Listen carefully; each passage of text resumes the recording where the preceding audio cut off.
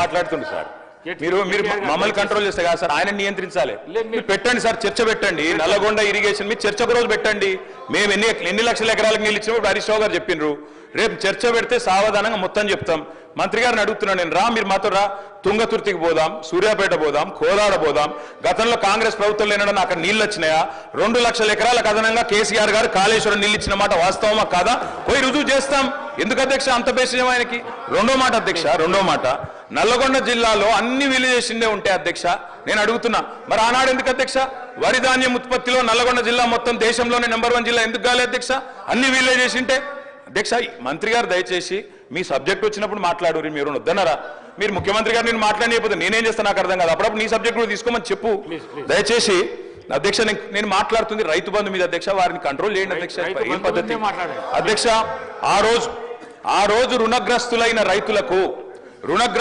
రైతులకు తెలంగాణ వచ్చినాడు రుణమాఫీ చేస్తామని చెప్పిన అధ్యక్ష చెప్పడమే కాకుండా 2 దఫాలుగా 30,000 కోట్ల రూపాయల రుణమాఫీ చేసిన ఘనత కూడా కేసీఆర్ గారి ప్రభుత్వానికి దక్కుతుంది ఈ మాట కూడా నేను విజ్ఞప్తి చేస్తా ఉన్నా అధ్యక్ష దాంతో పాటు మొత్తం దేశంలోనే రైతు రుణగ్రస్తుడు కాకుండా ఉండాలంటే ఏం చేయాలంటే మొత్తం దేశంలోనే అతి పెద్ద నగదు బదిలీ పథకం రైతు బంధు ప్రవేశపెట్టిన వాళ్ళమే మా ప్రభుత్వం అధ్యక్ష కేసీఆర్ గారు అధ్యక్ష ఒక్క మాట చెప్పాలి అధ్యక్ష ఈ రైతు బంధు మీద విపరీతమైన దుష్ప్రచారం చేసింది అధ్యక్ష కాంగ్రెస్ పార్టీ పెద్ద వాళ్ళకి ఇస్తున్నారు భూస్వాములకు ఇస్తున్నారు అని మాట్లాడారు అధ్యక్ష ఈ రోజు మంత్రి గారు మీరు అధికారంలో ఉన్నారు డేటా మీ దగ్గర ఉంది మీ రెవెన్యూ మంత్రి గారి దగ్గర ఉంది తీసుకోండి 198% మంది అధ్యక్ష 198% మంది బక్క చిక్కిన సన్నకారు రైతులు చిన్న రైతులు ఉన్నారు ఈ రైతు బంధు పథకం లబ్ధిదారులు అందుకే చిన్న పెద్ద తేడా చూడలేదు నేను ఇందాక మీరు రేవంత్ రెడ్డి గారు రాకముందు కూడా నేను చెప్పిన మళ్ళీ చెప్తున్నా మహబూబ్ నగర్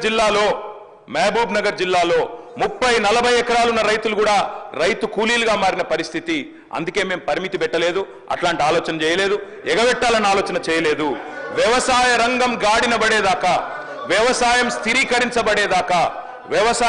స్థిరీకరించబడేదాకా ఎన్ని కోటి ఆశలతోనైతే తెలంగాణ సాధించుకున్నారో తెలంగాణ రైతులు వాళ్ళ కళ్ళల్లో వెలుగు నిండేదాకా ఖచ్చితంగా రైతుల మీద కోతలు పెట్టకుండా రైతులకు పాబంది పెట్టకుండా మేము ఈ పథకాన్ని అమలు చేయాలని నిర్ణయం తీసుకున్నాం భవిష్యత్తులో కూడా అట్లే అమలు చేయాలని చెప్పి మేము ఖచ్చితంగా ప్రభుత్వాన్ని కోరుతా ఉన్నాం తప్పకుండా అదే రకంగా చేయాలని కోరుతా ఉన్నాం అధ్యక్ష అశోక్ గులాటి అరవింద్ సుబ్రహ్మణ్యం రఘురాం రాజన్ అభిజిత్ బెనర్జీ లాంటి నోబెల్ గ్రహీతలు అదేవిధంగా ఐక్యరాజ్య సమితి FAO వాళ్ళు కూడా ఫుడ్ అండ్ అగ్రికల్చర్ ఆర్గనైజేషన్ మంత్రి గారు వారు కూడా అభినందించిన పథకం రైతు బంధు రైతును ఆదుకోవడానికి వ్యవసాయాన్ని కాపాడుకోవడానికి ఈ తరహా పథకమే మేలని చెప్పి ఆ ఆర్థికవేత్తలు చెబితే పశ్చిమ బెంగాల్ మన నుంచి ఆదర్శంగా తీసుకున్నది కృషి బంధు పెట్టింది ఒడిశా మన నుంచి ఆదర్శంగా తీసుకొని కాలియా పథకం పెట్టింది ఆఖరికి బీజేపీలు బయట చెప్పారు కానీ PM కిసాన్ కూడా కాపీ కొట్టి పెట్టిన పథకమే అధ్యక్ష రైతు బంధును కాపీ కొట్టి PM కిసాన్ అని పెట్టుకున్నారు కానల్లా కట్టింగులు పెట్టింది అధ్యక్ష ఇప్పుడే మంత్రి గారు చెప్పారు అధ్యక్ష 11 సీజన్లు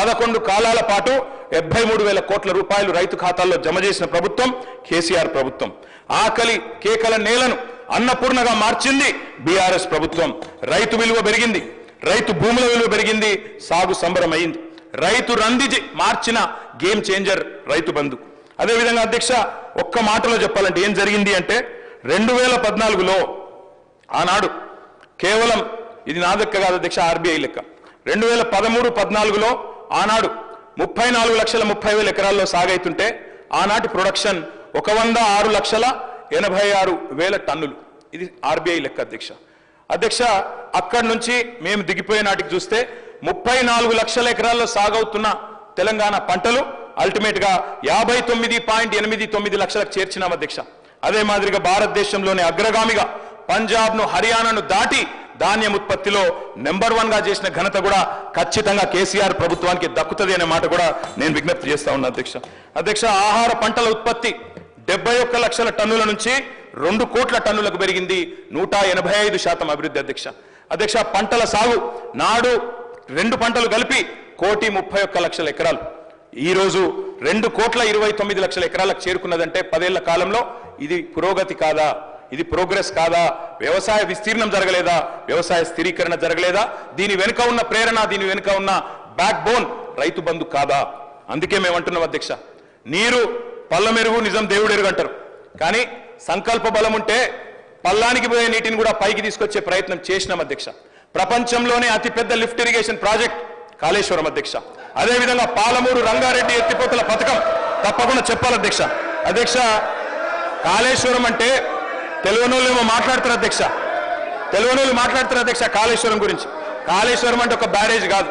కాళేశ్వరం అంటే 3 బ్యారేజీలు, 15 రిజర్వాయర్లు, 19 సబ్ స్టేషన్లు, 21 పంప్ హౌజులు, 203 కిలోమీటర్ల సొరంగ మార్గం, 1531 కిలోమీటర్ల గ్రావిటీ కెనాల్, 98 కిలోమీటర్ల ప్రెజర్ మెయిన్స్, 141 టీఎంసీల స్టోరేజ్ కెపాసిటీ, 530 మీటర్లకు నీళ్లు ఎత్తిపోసే బృహత్ పథకం కాళేశ్వరం మల్టీపర్పస్ ప్రాజెక్ట్ కాళేశ్వరం.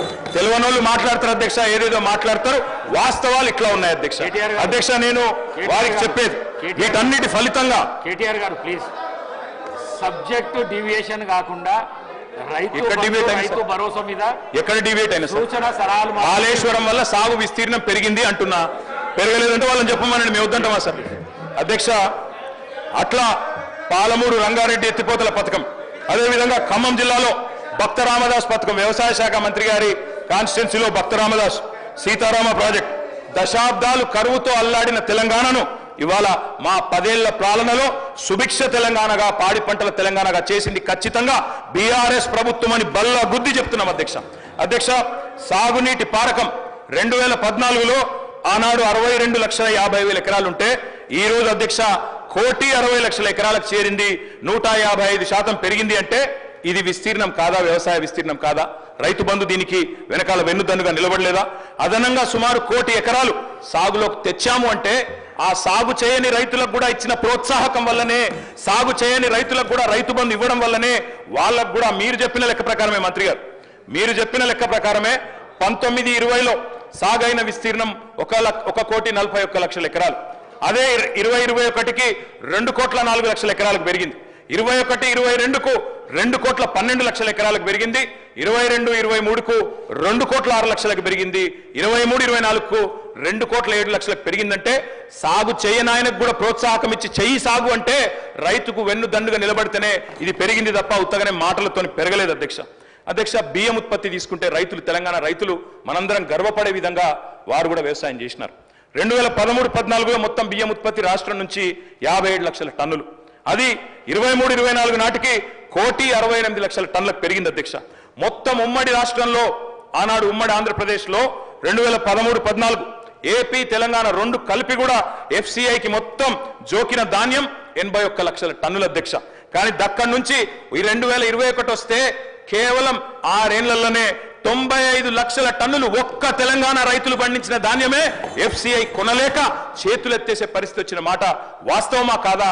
మా గౌరవ వ్యవసాయ మంత్రి గారు నేను అడుగుతా ఉన్నా అధ్యక్ష. 10 ఏళ్లలో, మొత్తం 10 ఏళ్లలో కేసీఆర్ గారి ప్రభుత్వంలో రైతన్నల నుంచి మా ప్రభుత్వం కొనుగోలు చేసిన ధాన్యం విలువ 1,34,000 కోట్లు అధ్యక్ష. 1,34,000 కోట్లు అనే మాట నేను విజ్ఞప్తి చేస్తా ఉన్నా. ఆనాడు 14-15లో మరి 24 లక్షల టన్నులు మాత్రమే కొనుగోలు చేస్తే వారికేం సంబంధం సార్? వారికేం సంబంధం సార్? ఇదేం నా తర్వాత వారికి ఇవ్వండి. I'm not yielding sir, I'm not yielding sir, I'm not yielding sir. అధ్యక్ష, 2022-23లో I'm not yielding sir, sir I'm not yielding, I'm not yielding sir. నా తర్వాత వారే మాట్లాడతారు. I'm not yielding, I'm not yielding sir. 2022-23లో ఒక ధాన్యం మొత్తం కొనుగోలు 1,30,00,000 టన్నులకు పెరిగింది అధ్యక్ష.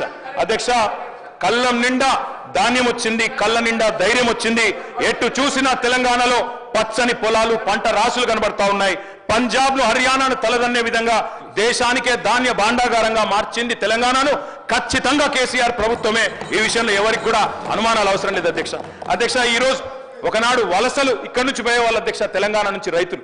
కానీ ఇవాళ మన తెలంగాణకు వలసలు వస్తా ఉన్నారు అధ్యక్ష. ఉత్తరప్రదేశ్ నుంచి, జార్ఖండ్ నుంచి, ఒరిస్సా నుంచి, బీహార్ నుంచి పక్క రాష్ట్రాల కూలీలు మన రాష్ట్రానికి వస్తున్న మాట వాస్తవం కాదా అధ్యక్ష? పత్తి చేనులలో పత్తేరుతున్న మాట వాస్తవం కాదా? ఇవాళ వలసలు వాపసైనాయి, పల్లెలు కలకల్లాడుతున్నాయి. అదేవిధంగా పాత ఇల్లులు సదురుకున్నారు, కొత్త ఇల్లులు కట్టుకుంటా ఉన్నారు. ఇవన్నీ కూడా ఖచ్చితంగా తెలంగాణలో వ్యవసాయం పండుగగా మారిందని చెప్పడానికి ఒక సంకేతం అధ్యక్ష. ఒక్కొక్క ఊళ్ళే బొడ్రాయి పండుగ చేస్తే లక్షలు ఖర్చు పెట్టి చేస్తా ఉన్నారు అధ్యక్ష. ఎందుకంటే వ్యవసాయం బాగైంది, సాగు బాగైంది, రైతు బాగైంది. మేము ఢిల్లీకి పోయినాం అధ్యక్ష. కేంద్ర మంత్రి గారిని అడిగినాం, కొన అంటున్నారు, ఎందుకు కొనరు బియ్యం అని. ఆయన అన్నాడు, ఇంతెట్లా పెరుగుతుందా, ఏం చమత్కారం చేసింది అన్నాడు అధ్యక్ష.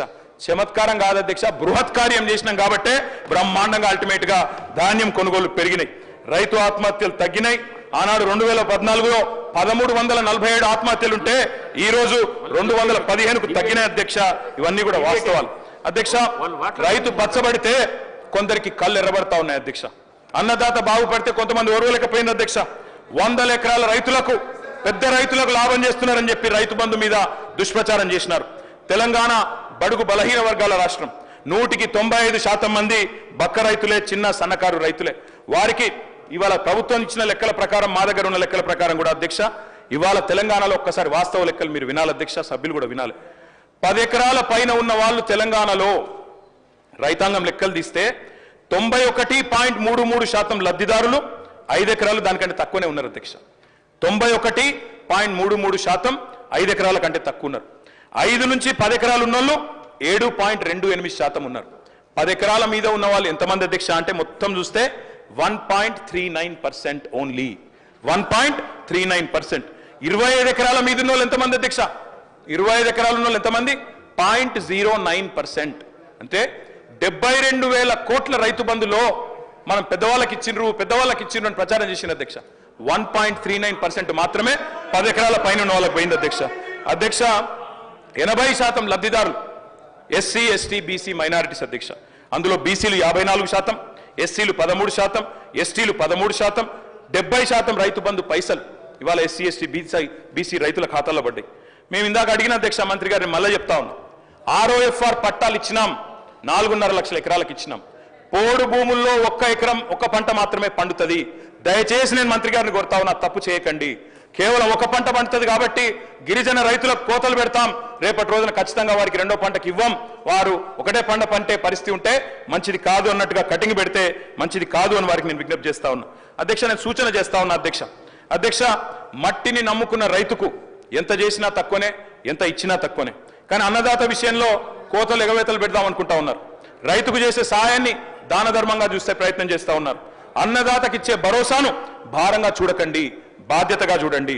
47% మందికి ప్రత్యక్షంగా ఉపాధి కల్పించేది వ్యవసాయం. పరోక్షంగా కూడా కలుపుకుంటే 65% ప్రజలకు ఈ రాష్ట్రంలో వ్యవసాయ అనుబంధ రంగాల మీదనే వాళ్ళ బతుకుదెరువు